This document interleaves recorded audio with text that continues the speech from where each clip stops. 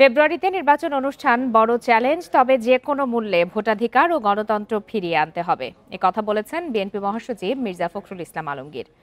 দলের প্রতিষ্ঠা বার্ষিকীতে দুপুরে জিয়াউর রহমানের সমাধিতে শ্রদ্ধা নিবেদন শেষে তিনি আরও বলেন, বিএনপি ধ্বংসের অনেক ষড়যন্ত্র হয়েছে, তবে তা কখনো সফল হয়নি, ভবিষ্যতেও হবে না।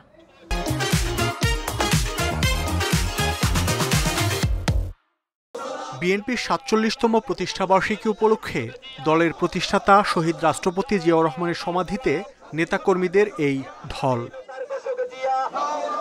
পতিত আওয়ামী লীগ সরকারের শাসনামলে প্রতিষ্ঠা বার্ষিকী সহ বিভিন্ন দিবসে দলের প্রতিষ্ঠাতার সমাধিতে শ্রদ্ধা জানাতেও বাধার মুখোমুখি হতে হয়েছে নেতাকর্মীদের। কিন্তু ছাত্র জনতার গণ অভ্যুত্থানের পর এখন আর নেই কোনো বাধা। মুক্ত পরিবেশে শ্রদ্ধা জানাতে এসেছেন দলটির হাজারো নেতাকর্মী।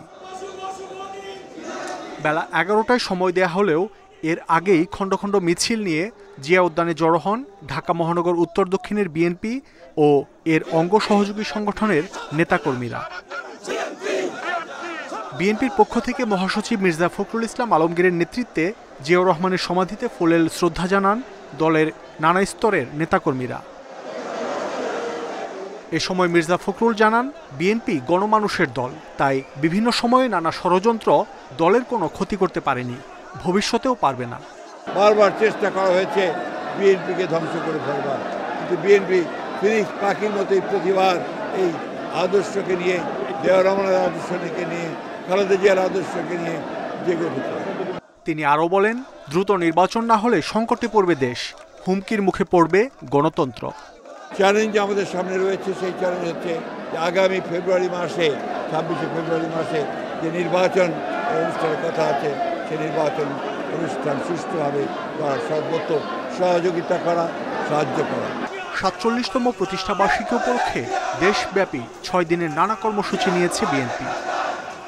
নানা প্রতিকূল পরিস্থিতি উপেক্ষা করে এখন অনুকূল পরিবেশে পরিচালিত হচ্ছে বিএনপির রাজনৈতিক কার্যক্রম।